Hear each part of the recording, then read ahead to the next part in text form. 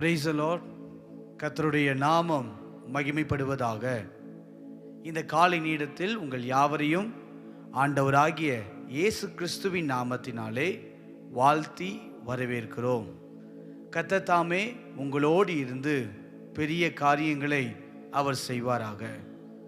ஒவ்வொரு நாளும் அதிகாலையிலே எழும்பி நம் தேவனை மகிமைப்படுத்தி வருகிறோம். நிச்சயமாக நம்முடைய ஜெபங்களை எல்லாம் அவர் பரலோகத்தில் இருந்து கேட்டு நம்முடைய வாழ்க்கையை அவர் ஆசிர்வதிக்க அவர் வல்லமையுள்ள தேவன். ஒரு வசனத்தை நாம் வாசிக்கலாம். சங்கீதங்களிலே 102வது சங்கீதம் 13வது வசனம் இப்படியாக சொல்லுகிறது. சங்கீதங்களிலே 102வது சங்கீதம் 13வது வசனம், தேவரீர் எழுந்தருளி சீயோனுக்கு இறங்குவீர், அதற்கு தயை செய்யும் காலமும் அதற்காக குறித்த நேரமும் வந்தது. தேவரீர் எழுந்தருளி. இன்றைக்கு இந்த காலை நேரத்தில் கர்த்தர் உங்கள் மத்தியிலே எழுந்தல்வாராக. தேவன் எழுந்தல்வாரானால் இரக்கம் நமக்கு கிடைக்கும். தேவன் எழுந்தல்வாரானால் நமக்கு தயவு உண்டாகும். தேவன் எழுந்தல்வாரானால் நம்முடைய வாழ்க்கையில் நாம் ஏறெடுத்த ஜெபங்கள் எல்லாவற்றுக்கும் பதில் கிடைக்கும். தேவன் எழுந்தல்வாரானால் சத்துருக்கள் நமக்கு எதிராய் வைத்த தடைகள், சத்துருவின் மூலமாய் மனிதன் மூலமாய் நம்முடைய வாழ்க்கையில வந்த தடைகள் எல்லாம் விலகும். இன்றைக்கு இந்த காலை நேரத்தில் ஆராதிக்க வந்திருக்கிற நம்முடைய மத்தியில் ஆண்டவர் சொல்லுகிற வார்த்தை, கர்த்தர் எழுந்தருள்வாராக. தேவரீர் எழுந்தருளி சீயோனுக்கு இறங்குவீர், அதற்கு தயை செய்யும் காலமும் அதற்காக குறித்த நேரமும் வந்தது. இந்த காலை நேரத்தில் எதற்காய் தேவையோடு எதிர்பார்ப்புகளோடு அவர் சமூகத்தை நோக்கி நீங்கள் வந்திருக்கிறீர்களோ அதற்கு இரக்கம் கிடைக்கும், அதற்கு தயவு உண்டாகும், அதற்கான பதிலையும் கர்த்தர் தந்து நம்மை நடத்துவார். இந்த காலை நேரத்தில் அவருடைய நாமத்தை நாம் உயர்த்தி நாம் மகிமைப்படுத்துவோம். உண்மையாகவே நம்முடைய மத்தியிலே அவர் இருக்கிறார். அவர் எழுந்தருள்வாராக. நாம் யாவரும் ஒரு பாடலை பாடி கர்த்தரை மகிமைப்படுத்துவோம். எல்லாருக்கும் தெரிந்த பாடல்தான், அநாதி தேவன் உன் அடைக்கலமே, அவர் நித்திய புயங்கள் உன் ஆதாரமே என்ற பாடலை கரங்கள் தட்டி உற்சாகத்தோடு நம்பிக்கையோடு நாம் பாடுவோம். அவர் எழுந்தருளி நமக்கு அற்புதம் செய்ய வல்லமை உள்ளவர். ஹல்லேலூயா.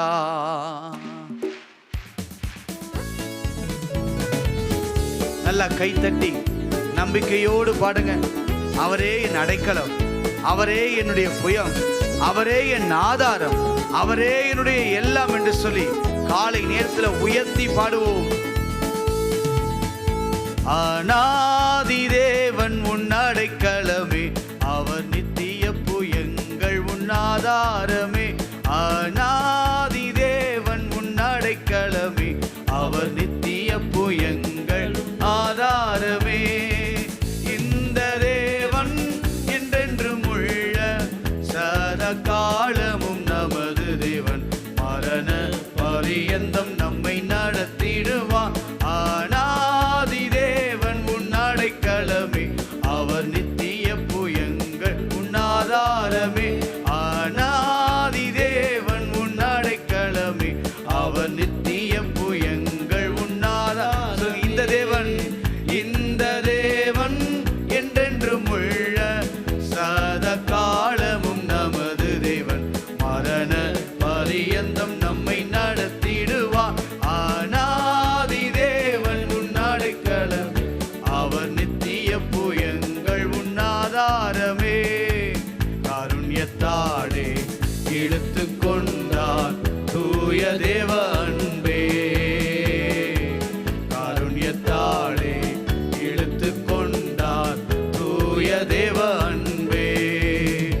இவனாந்திரத்தில் நயங்காட்டி உன்னை இனிதாய் வருந்தி அழைத்தார்.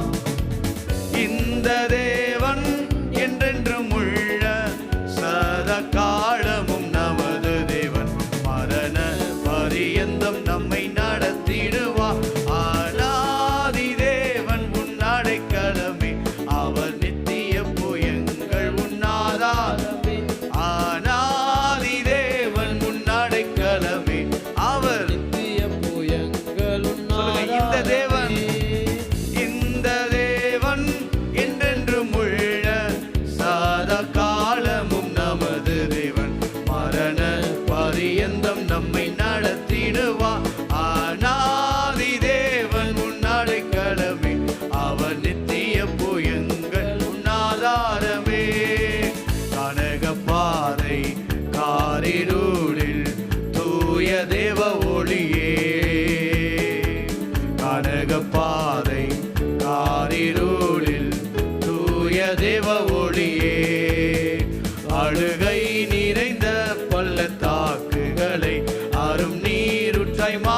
மாற்றினாரே. இந்த தேவன் என்றென்றும் உள்ள சதா காலமும் நமது தேவன். மரண பரியந்தம் நம்மை நடத்திடுவா அநாதி தேவன். சொல்லி பாடுங்க பாப்பா. ஆண்டவரே, இந்த காலை நேரத்துல அவர்தான் என் அடைக்கலம், அவர்தான் என் ஆதாரம், அவர் நித்திய புயங்கள். சொல்லுங்க, இந்த தேவன், இந்த தேவன் என்றென்றும் உள்ள சதா காலமும் நமது தேவன். மரண பரியந்தம் நம்மை நடத்திடுவா அநாதி தேவன். முன்னடைக்கலமே அவர் நித்திய புயங்கள் ஆதாரமே. அநாதி தேவன் முன்னடைக்கலமே அவர் நித்திய புயங்கள் ஆதாரமே. காருண்யத்தாலே எடுத்துக்கொண்டார் தூய தேவ அன்பே. காருண்யத்தாலே எடுத்துக்கொண்டார் தூய தேவ அன்பே. இவனாம் தினத்தில் நயங்காட்டி உன்னை இனிதாய் வருந்தி அழைத்தார். ஆவே, இந்த தேவன் என்றென்றும் உள்ள சதா காலமும் நமது தேவன். மரண பரியந்தம் நம்மை நடத்திடுவா அநாதி தேவன். முன்னடைக்கலமே அவர் நித்திய புயங்கள் உன்னாதாரமே. அநாதி தேவன் முன்னடைக்கலமே அவர் நித்திய புயங்கள் ஆதாரமே. சொல்லுங்க, கானக பாதை காரிருளில் தூய தேவ ஒளியே. கானக பாதை காரிருளில் தூய தேவ ஒளியே. அழுகை நிறைந்த பள்ளத்தாக்குகளை அரும் நீருற்றை மாற்றினாரே. இந்த தேவன் என்றென்றும் உள்ள சதா காலமும் நமது தேவன். மரண பரியந்தம் நம்மை நடத்திடுவா அநாதி தேவன். முன்னடைக்கலமே அவர் நித்திய புயங்கள் ஆதாரமே. அநாதி தேவன் முன்னடைக்கலமே அவர் நித்திய புயங்கள் ஆதாரமே. நல்ல ஆண்டவரே, உம்மை நன்றியோடு நாங்கள் ஸ்தோத்தரிக்கிறோம். இந்த காலை நேரத்தில் நீர்தான் எங்களுக்கு அநாதி தேவன். ஆண்டவரே, நீர்தான் எங்களுக்கு அடைக்கலம். உம்மையே நாங்கள் நம்பி இருக்கிறோம். இந்த காலை நேரத்தில் எதிர்பார்ப்போடு தேவையோடு வந்த ஒவ்வொருடைய வாழ்க்கையிலும் அற்புதங்களை கர்த்தர் செய்வீராக. இந்த நாளில் உடைய வார்த்தையை கொண்டு கர்த்தர் எங்களோடு பேசும்படியாய் நாங்கள் ஜெபிக்கிறோம். எங்களை ஆசீர்வதியும். இயேசுவின் நாமத்தில் ஜெபிக்கிறோம் நல்ல பிதாவே. ஆமேன், ஆமேன். இந்த காலை நேரத்தில் நாம் கர்த்தருடைய வார்த்தைக்கு நேராய் நாம் கடந்து போகலாம். இன்றைக்கு பார்க்க போகிற செய்தியினுடைய தலைப்பு அவசர ஜெபம். வாசிக்கலாம். என்னாகமம் 16வது அதிகாரம் 46வது வசனத்தை நாம் வாசிக்க கேட்கலாம். என்னாகமம் 16வது அதிகாரம் 46வது வசனம்.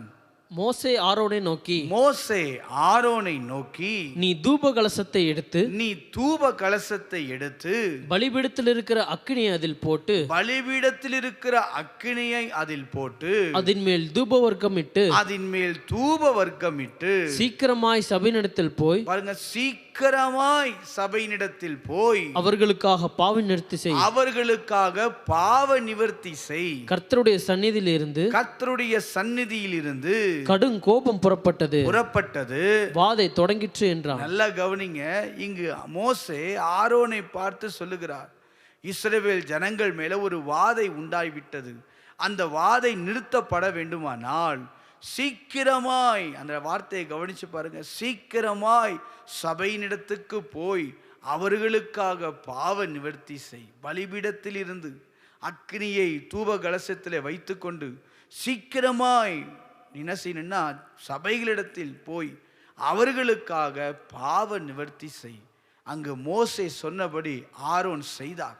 அவர் சீக்கிரமாய் ஓடி தாமதிக்காமல் உடனே அந்த காரியத்தை செய்ததினால் வாதை நிறுத்தப்பட்டது என்று நாம் வாசிக்கிறோம். 47வது வசனத்தை நீங்கள் வாசியுங்கள். மோசே சொன்னபடி ஆரோன் அதை எடுத்துக்கொண்டு, பாருங்க, உடனே ஆரோன் அதை எடுத்துக்கொண்டு சபையின் நடுவில் ஓடினான். ஜனங்களுக்குள்ளே வாதை தொடங்கி இருந்தது. அவன் தூபவர்க்கம் போட்டு ஜனங்களுக்காக பாவ நிவர்த்தி செய்தான். 48வது வசனத்தை வாசி பாருங்க. செத்தவர்களுக்கும் உயிரோடு இருக்கிறவர்களுக்கும் நடுவே நின்றான். அப்பொழுது வாதை நிறுத்தப்பட்டது. யோசித்து பாருங்க. சீக்கிரமாய் சபையினிடத்துக்கு போய், சில நேரங்களில் நம்முடைய வாழ்க்கையில் இப்படிப்பட்ட அனுபவங்கள் கடந்து வரும். வாதை நிறுத்தப்பட வேண்டும். உடனே நம்முடைய வாழ்க்கையில் அற்புதம் நடக்க வேண்டும். சில நேரங்களில் எதிர்பார்த்த ஒரு அதிசயம், எதிர்பார்த்த ஒரு காரியம் நமக்கு நடக்க வேண்டுமானால் ஒரு அவசர ஜெபத்தை உடனே நாம் செய்ய நாம் பிரயாசப்பட வேண்டும். நீங்கள் வேதத்திலே வாசித்து பார்ப்பீர்களே ஆனால், தானியேலும் அவருடைய நண்பர்களும் கூடி இரவு முழுதும் ஜெபித்தார்கள் என்று நாம் தானியேலே வாசிக்கிறோம். எதற்காக? ஒரு அவசர ஜெபம் அந்த இடத்திலே தேவைப்படுகிறது. நீங்கள் வாசித்து பாருங்கள். பேதுருவுக்காக அந்த சபையார் எல்லாரும் உடனே ஜெபத்தை ஏறெடுக்கிறார்கள். அப்போஸ்தலர் 12:7-8 வசனங்களை நீங்கள் வாசித்து பாருங்கள். இன்றைக்கு தேசத்தின் நிலைகளை நாம் அறிந்திருக்கிறோம். தேசத்தினுடைய சூழ்நிலைகளை நாம் அறிந்திருக்கிறோம். எங்கு பார்த்தாலும் பிரச்சனைகள், எங்கு பார்த்தாலும் போராட்டங்கள், எங்கு பார்த்தாலும் கலக்கங்கள். இப்படிப்பட்ட நேரத்தில் நாம் ஜெபத்தை ஏறெடுக்க வேண்டும். அது எப்படிப்பட்ட ஜெபம்? அவசரமாய், இன்னைக்கு அத்தியாவசியமானது.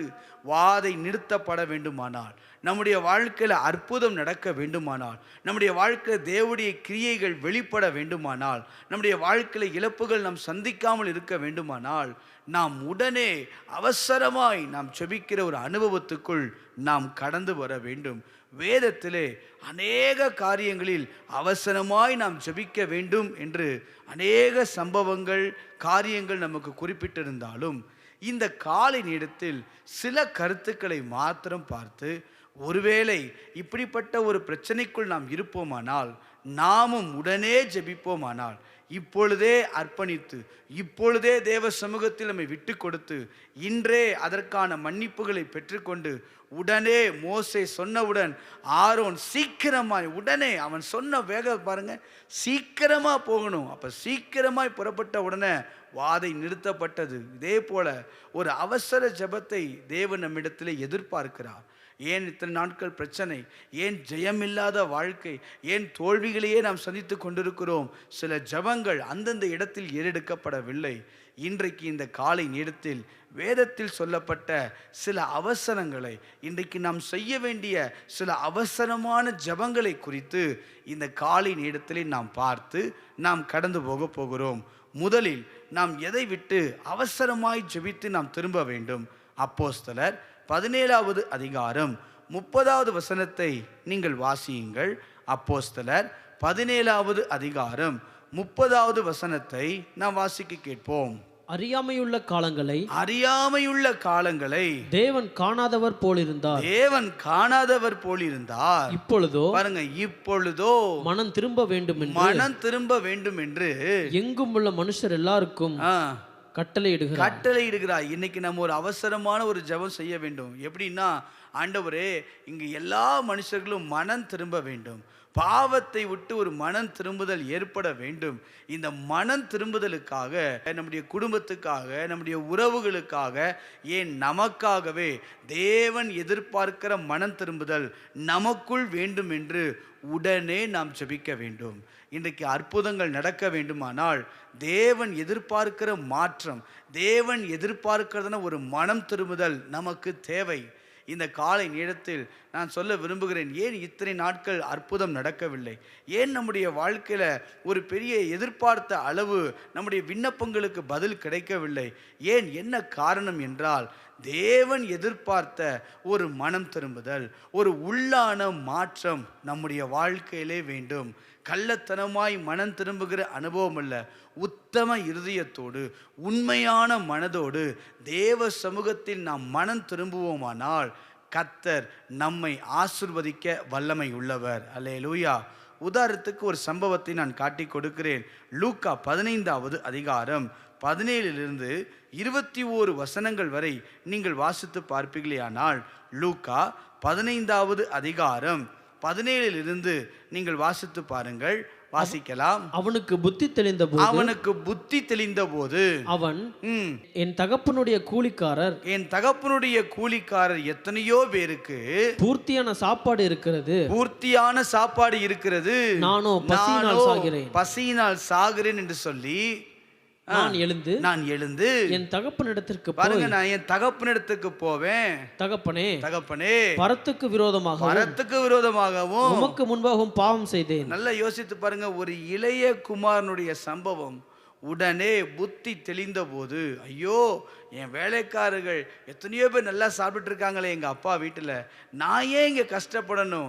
வேலைக்காரங்களுக்கு பூர்த்தியான சாப்பாடு இருக்குதே, ஆனால் எனக்கு சாப்பாடே இல்லையே என்று சொல்லி உடனே அவன் நினைக்கிறான். புத்தி தெளிந்த போது, நானோ என் தகப்பனிடத்திற்கு நான் போவேன். ஒரு மனம் திரும்புதல், இதைத்தான் ஆண்டவர் எதிர்பார்க்கிறார். இது ஒரு அவசரமான ஜெபம்.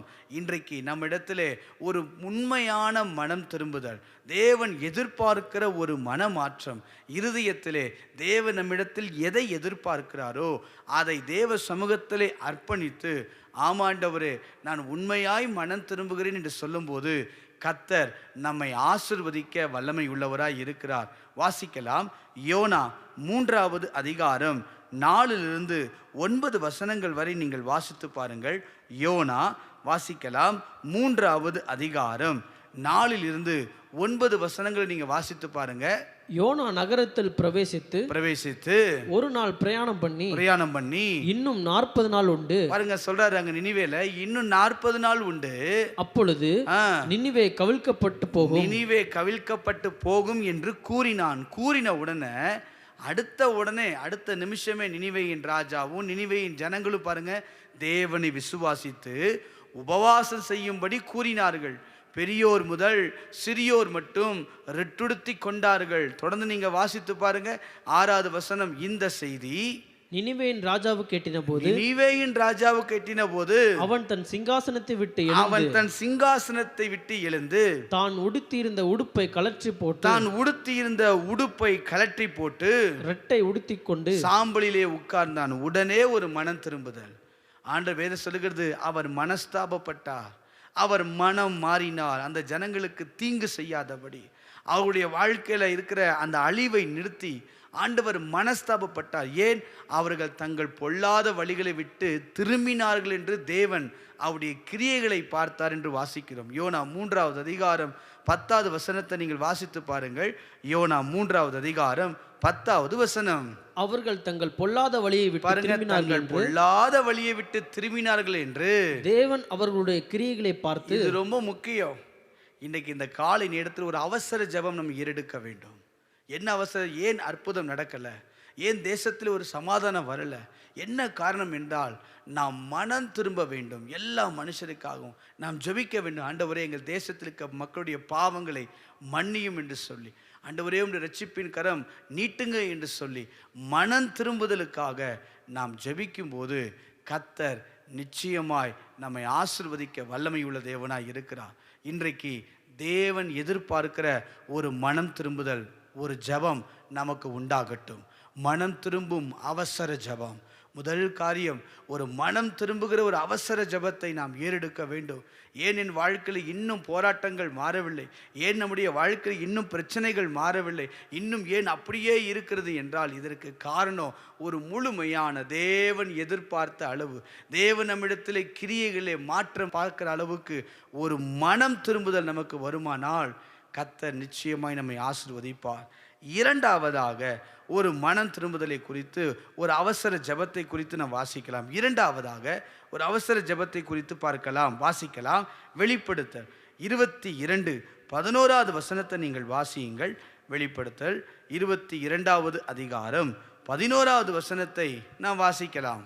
அநியாயம் செய்கிறவன் இன்னும் அநியாயம் செய்யட்டும். அசுத்தமாய் இருக்கிறவன் இன்னும் அசுத்தமாய் இருக்கட்டும். நீதியுள்ளவன் இன்னும் நீதி செய்யட்டும். பரிசுத்தம் உள்ளவன், பாருங்க, பரிசுத்தம் உள்ளவன் இன்னும் பரிசுத்தமாகட்டும். அடுத்த ஒரு அவசர ஜெபம் என்ன தெரியுமா நம்ம ஏறெடுக்கணும்? பரிசுத்தத்தின் மேல் பரிசுத்தம் அடைவதற்கு ஒரு ஜெபம் இன்றைக்கு நமக்கு தேவை. இதெல்லாம் இன்னைக்கு ரொம்ப முக்கியம். முதல்ல நான் சொன்னேன், ஆண்டவரே நான் மனம் திரும்புகிற ஒரு அவசர ஜெபம் எனக்கு தேவை. மனம் திரும்ப வேண்டும். தேவன் எதிர்பார்க்கிற ஒரு மனமாற்றம், தேவன் எதிர்பார்க்கிற குணாதிசய மாற்றம், கசப்புகளை, வெறுப்புகளை, காய்மகாரங்களை, கோபங்களை, அடுத்தவர்களை இழுக்கிற காரியங்களை எல்லாவற்றையும் மாற்றிவிட்டு ஒரு முழுமையான மனம் திரும்புதல் நமக்கு காணப்படுமா? ஒரு முழுமையான ஒரு மனம் திரும்ப நம்முடைய வாழ்க்கையில் வருமானால் நிச்சயமாய் தேவன் நம்மை ஆசிர்வதிப்பார். இரண்டாவது, ஒரு அவசர ஜெபத்தை நாம் இன்றைக்கு ஏறெடுக்க வேண்டும். பரிசுத்தத்தின் மேல் பரிசுத்தம் அடைய யோபு 1வது அதிகாரம் 5வது வசனத்தை நீங்கள் வாசித்து பாருங்கள். ஒருவேளை தன் பிள்ளைகள் பாவம் செய்திருப்பார்களோ, தேவனை தூஷித்திருப்பார்களோ, இருதயத்தில் ஏதாவது தவற நினைச்சிருப்பாங்களோ என்று சொல்லி காலையிலே அவர்களை அழைத்து அனுப்பி நீங்கள் வாசித்து பாருங்க, பரிசுத்தப்படுத்தி அவர்கள் எல்லாருடைய இலக்கத்தின்படியையும் சர்வாங்க தகன பலிகளை செலுத்தினான். யோசித்து பாருங்க, ஒரு யோபு தன்னுடைய குடும்பத்துக்காக, தன்னுடைய பிள்ளைகளுக்காக ஒருவேளை தேவனுக்கு விரோதமாக பாவம் செய்திருந்தா, ஒருவேளை என் குமாரர் தேவனுடைய இருதயத்தில் தூஷித்திருந்தா என்று சொல்லி அவங்களை அப்படியே விடலை, கூட்டு கொண்டு வந்து அவர்களை பரிசுத்தப்படுத்துவதற்கு சர்வாங்க தகன பலியிட்டான். இன்றைக்கு இந்த காலை நேரத்தில் நாமும் நம்முடைய குடும்பமும் நம்முடைய பிள்ளைகளும் பரிசுத்தமாய் வாழ வேண்டும். கர்த்தருடைய வருகைக்கு ஆயத்தப்பட வேண்டுமானால், அவர் வருகை மிக சமீபமாய் இருக்கிறது. அவர் வருகையில் நாம் ஆயத்தப்பட வேண்டும். இந்த காலகட்டத்தில் அந்த ஆயத்தத்திற்கு மிக முக்கியம் பரிசுத்தமான ஜீவியம். பரிசுத்தத்திற்காய் நாம் போராடக்கூடிய ஒரு காலகட்டத்துக்குள் நாம் வந்திருக்கிறோம். யோசித்து பாருங்கள், யோசேப்பு பரிசுத்தத்திற்காக ஒரு போராட்டத்தை கொண்டு வந்தான். அதே போல தானியேல் தன் வாழ்க்கையில் பரிசுத்தத்தை காத்துக்கொள்ள அந்த உணவு காரியத்திலும் ராஜாவின் காரியத்திலும் அவன் பாதுகாத்து கொள்ள வேண்டியதாக இருந்தது. இப்படி அநேகரை நான் காட்டி கொடுக்க முடியும். பரிசுத்தத்திற்காய் நாம் போராட வேண்டும். ஒவ்வொரு நாளும் காலையிலே எழும்பினவுடன் தேவ சமூகத்திலே நம்முடைய பிள்ளைகளுக்காக, அவங்களுடைய பரிசுத்த வாழ்க்கைக்காக, குடும்பத்தில் இருக்கிற பரிசுத்த வாழ்க்கைக்காக நாம் உத்தரவாதம் பண்ணி ஜெபிக்க வேண்டும். ஒரு அவசர ஜெபத்தை ஏறெடுக்க வேண்டும். இன்றைக்கு இதை எடுக்காதனால தான் சில நேரங்களில் நம்முடைய பிள்ளைகள் வாழ்க்கையில தடுமாற்றம் வருகிறது, நம்முடைய குடும்பத்தாருடைய வாழ்க்கையில் தடுமாற்றங்கள் வருகிறது. ஒரு பொல்லாத உலகத்தில் வாழ்ந்து கொண்டிருக்கிறோம். இந்த காலகட்டத்தில் நாம் பரிசுத்தமாய் வாழ வேண்டுமானால், கர்த்தருடைய வருகையில் நாம் எடுத்துக்கொள்ளப்பட வேண்டுமானால், அதற்கான ஆயத்தமுள்ளவர்களை நாம் மாற வேண்டுமானால், பரிசுத்தத்தின் மேல் பரிசுத்தம் அடைவதற்கு நாம் ஜெபத்தை ஏறெடுக்க வேண்டும். அல்லேலூயா. அடுத்து மூன்றாவதாக வாசிக்கலாம். மூன்றாவது மத்தேயு 3வது அதிகாரம் 15வது வசனத்தை நீங்கள் வாசியுங்கள். மத்தேயு 3வது அதிகாரம் 15வது வசனம். இயேசு அவனுக்கு பிரதியுத்தரமாக, இப்பொழுது இடம் கொடு, இப்படி எல்லா நீதியையும் நிறைவேற்றுவது நமக்கு ஏற்றதா இருக்கிறது. அடுத்து தேவனுடைய நீதியை நிறைவேற்றுவதற்கு நாம் ஜெபத்தில் அவசரம் காட்ட வேண்டும். இயேசு சொல்றாரு பாருங்க, இப்பொழுது இடம் கொடுப்பா, இப்படி எல்லா நீதியும் நிறைவேற்றுவதற்கு நமக்கு ஏற்றதா இருக்குது. ஒரு நீதியுள்ள ஒரு வாழ்க்கை. ஆபிரகாமுடைய வாழ்க்கை ஒரு நீதி இருந்தது. அவன் நீதிமான் என்று வாசிக்கிறோம். நம்ம நீதிமானாக இருக்க வேண்டுமானால் நம்ம அவசர ஜெபத்தை ஏறெடுக்க வேண்டும். யோசேப்பு ஒரு நீதிமான். அடுத்தவர்கள் பெயரை கெடுக்காதபடி, காட்டி கொடுக்காதபடி தன் இருதயத்திலே வைத்து ரகசியமாய் தள்ளிவிட மனதாய் நான் வாசிக்கிறோமே. ஏனென்றால் அவன் நீதிமான். இதே போல நாம் நீதியை வெளிப்படுத்த வேண்டும். அவர் நீதி உள்ளவர். அவருடைய பிள்ளைகள் நாமும் நீதி உள்ள பிள்ளைகளாய் இருக்க வேண்டும். நம்முடைய அப்படிப்பட்ட அனுபவம் நமக்கு கடந்து வர வேண்டுமானால் நாம் இந்த ஜெபத்தை இந்த நாட்களில் ஏறெடுக்க வேண்டும். நான் சொல்றதெல்லாம் ரொம்ப முக்கியமான ஜெபங்கள். இதெல்லாம் நம்ம ஒவ்வொரு நாளும் தேவ சமூகத்தில் நின்று நாம் ஜெபிக்க வேண்டும். ஏன் இருக்கிற நிலைமை நமக்கு தெரியும், சூழ்நிலைகள் நமக்கு தெரியும். இந்த நேரத்தில் நமக்கு ஒரு அவசர ஜெபம் தேவை. அன்றைக்கு மோசே ஆரோனை பார்த்து சொன்னார், சீக்கிரமா போப்பா, வாதை புறப்பட்டு விட்டது, ஒரு பெரிய அழிவு வந்துருச்சு. இன்னைக்கு நான் சொல்றேன், ஆண்டோடைய வருகை சமீபம். தேவனுடைய வருகைக்கு நாம் காத்திருக்கிறோம். இந்த வருகையில் நாம் ஆயத்தப்பட வேண்டுமானால், வருகையில் நாம் எடுத்துக்கொள்ளப்பட வேண்டுமானால், முதலில் நம்முடைய வாழ்க்கையில பாவத்தை விட்டு ஒரு முழுமையான மனம் திரும்புகிற ஒரு அனுபவம் நிறைந்த ஒரு அவசர ஜெபம் நமக்கு தேவை. இரண்டாவது, பரிசுத்தத்தின் மேல் பரிசுத்தம் அடைவதற்கான ஒரு அவசர ஜெபம் தேவை. மூன்றாவது, தேவ நீதியை நிறைவேற்றுவதற்கு தேவன் நமக்கு கொடுத்த சில நீதி உண்டு. இந்த புத்தகம் வேதத்திலே கொடுக்கப்பட்ட அநேக நீதிகள் உண்டு.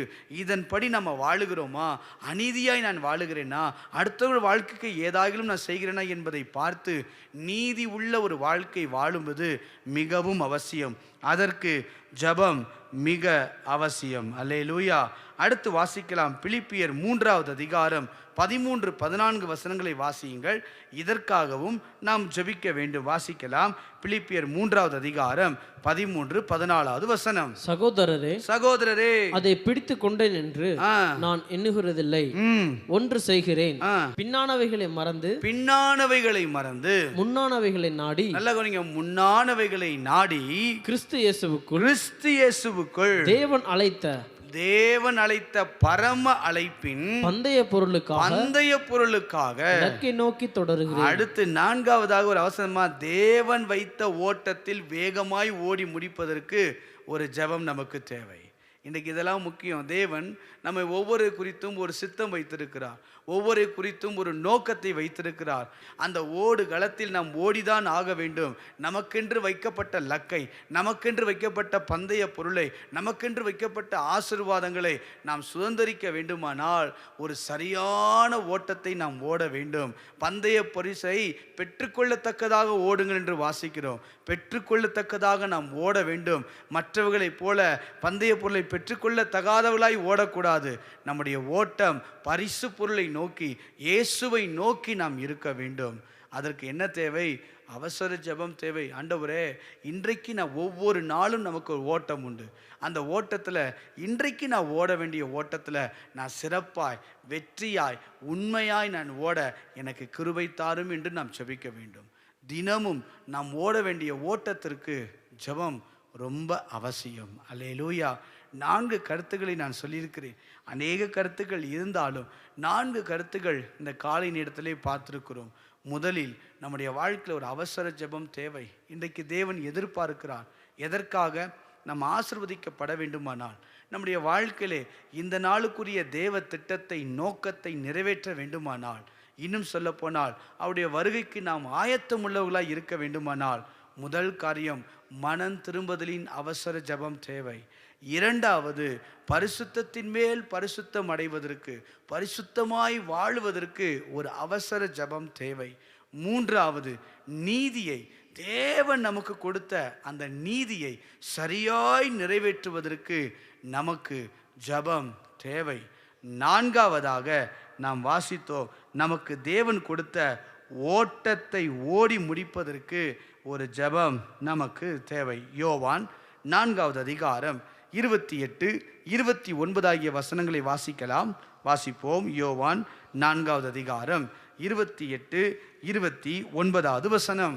அப்பொழுது அந்த ஸ்திரீ தன் குடத்தை வைத்துவிட்டு, பாருங்க, தன் குடத்தை வைத்துவிட்டு ஊருக்குள்ளே போய் ஜனங்களை நோக்கி நான் செய்த எல்லாவற்றையும் ஒரு மனுஷன் எனக்கு சொன்னார். சரி. அடுத்து 5வதாக ஒரு அவசரம் என்னவென்றால், கிறிஸ்துவை மற்றவர்களுக்கு அறிவிப்பதில் நாம் அவசரம் காட்ட வேண்டும். நல்லா கவனிங்க.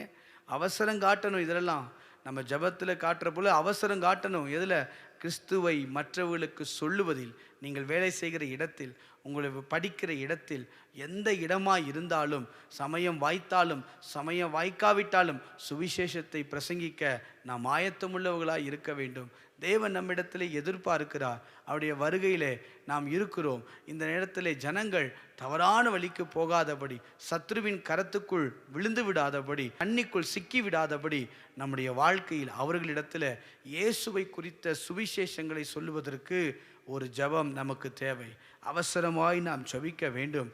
இப்படி ஜெபிப்போமானால் கர்த்தர் நம்முடைய வாழ்க்கையை ஆசீர்வதிக்க அவர் வல்லமையுள்ள தேவனாய் இருக்கிறார். இப்பொழுது யாவரும் கண்களை மூடி உள்ளத்தின் ஆழத்திலிருந்து, ஆண்டவரே, இந்த காலை நேரத்தில் உடைய சமூகத்திலே நாங்கள் வந்து நிற்கிறோம். ஒரு அவசர ஜெபம் தேவை. நான் மீண்டும் சொல்லுகிறேன், ஒரு அவசர ஜெபம். இன்னைக்கு ஏறெடுக்க வேண்டிய ஒரு காலகட்டத்துக்குள் நாம் வந்திருக்கிறோம். நம்முடைய வாழ்க்கையை யோசித்து பாருங்க. இன்னைக்கு இது சற்று யோசித்து பார்ப்போமானால் ஒரு பயங்கர நெருக்கடியில் நிற்கிறது. அவசர ஜெபம் தேவை. நமக்கு ஒரு அவசர ஜெபம் தேவை. ஆண்டுடைய வருகைக்கு ஆயத்தமாக இருக்க வேண்டும். அவருடைய வருகையில் நாம் கைவிடப்படக்கூடாது. அதற்கு நமக்கு அவசரமாய் எப்போதும் தொடர்ந்து ஜெபிக்கிற ஒரு அனுபவம், அந்த அனுபவம் இருக்குமானால் கர்த்தர் நிச்சயமாய் நம்மை ஆசீர்வதிப்பார். கண்களை மூடி சொல்லுங்க, ஆண்டவரே என் மனம் திரும்புகிற ஆண்டவரே, நீங்க எதிர்பார்க்கிற ஒரு மறுரூபம், நீங்க எதிர்பார்க்கிற ஒரு மாற்றம் என் வாழ்க்கையில வரட்டும். அப்படிப்பட்ட ஒரு ஜெபத்தை ஒவ்வொரு நாளும் ஏறெடுக்க, என் பிள்ளைகளுக்காக, என் குடும்பத்தாருக்காக பரிசுத்தமாய் வாழ வேண்டும் என்று சொல்லி ஏறெடுக்கிற ஜெபத்தை எங்களுக்கு இந்த நாளிலே கர்த்தர் கற்றுத்தருந்ததற்காய் ஸ்தோத்திரம். அப்படியே கரங்களை உயர்த்தி உங்க பிள்ளைங்களுக்காக இந்த காலை நேரத்தில் ஜெபம் பண்ணுங்க, உங்க குடும்பத்துக்காக அப்படியே ஜெபம் பண்ணுங்க. பார்ப்போம். ஆண்டவரே, இந்த காலை நேரத்தில் யோபு தன் பிள்ளைகளை, தன் குடும்பத்தை, ஒருவேளை குமாரர்கள் ஒருவேளை தேவனுக்கு விரோதமா தவறு செய்திருக்கலாம் என்று நினைத்து பலி செலுத்தினது போல இன்றைக்கு இந்த காலை நேரத்தில் உங்க பிள்ளைகளுக்காக நீங்கள் ஜெபியுங்கள். ஆண்டவரே, எங்கள் பிள்ளைகள் மேல ஒரு பரிசுத்த நிரப்புவீராக. பரிசுத்தராய் இருக்கிற தேவன் எங்க பிள்ளைகள் மேல ஒரு பரிசுத்த கிருபையினால் நிரப்பும்படி நாங்கள் ஜெபிக்கிறோம். அப்படியே சொல்லி ஜெபம் பண்ணுங்க. பார்ப்போம். உங்கள் குடும்பத்தாருக்காக ஜெபம் பண்ணுங்க. பரிசுத்த வேணும்னு சொல்லி கேளுங்க, கர்த்தர் நிச்சயமாய் தருவா. தேவன் நீதியை நிறைவேற்றணும்னு சொல்லி ஜெபம் பண்ணுங்க, கர்த்தர் நிச்சயமாய் நிறைவேற்ற கிருபை தருவா. இந்த நாட்கள் ஜெபிக்க வேண்டிய ஒரு காலங்கள். நம்மிடத்திலே தேவன் ஜெபத்தை எதிர்பார்த்து கொண்டிருக்கிறார். கண்களை மூடி உள்ளத்தின் ஆழத்திலிருந்து ஆண்டவரே உம்முடைய கரத்தில் எங்களை அர்ப்பணித்து ஜெபிக்கிறோம் என்று சொல்லி இருதயத்தின் ஆழத்திலிருந்து கரங்களை உயர்த்தி சொல்லுங்க பாப்போம். ஹல்லேலூயா. பிரசன்னம் பிரசன்னம் தேவ பிரசன்னம். சேர்ந்து சொல்லாமா? பிரசன்னம் பிரசன்னம் தேவ பிரசன்னம். ராஜா உம் பிரசன்னம் போதுமையா, எப்போதும் எனக்கு. உள்ளத்திலிருந்து ராஜா உம் பிரசன்னம் போதுமையா, எப்போதுமே எப்போதும் எனக்கு போதுமையா. பிரசன்னம் பிரசன்னம் தேவ பிரசன்னம். பிரசன்னம் இயேசுவே ராஜாவே. கரங்களை உயர்த்தி அதிகாலமே அதிகாலமே தேடுகிறேன், அதிகால உம்மையே உம்மை ஆர்வமுடன் நாடுகிறேன், ஆர்வமுடன் உம்மையே. கரங்களை உயர்த்தி உள்ளத்திலிருந்து பிரசன்னம் பிரசன்னம் தேவ பிரசன்னம். பிரசன்னம் பிரசன்னம் தேவ பிரசன்னம். அல்லேலூயா அல்லேலூயா அல்லேலூயா.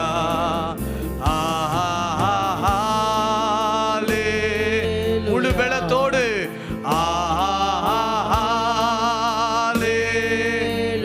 இயேசுவே உம்முடைய பிரசன்னத்தினால் நிரப்புங்கப்பா.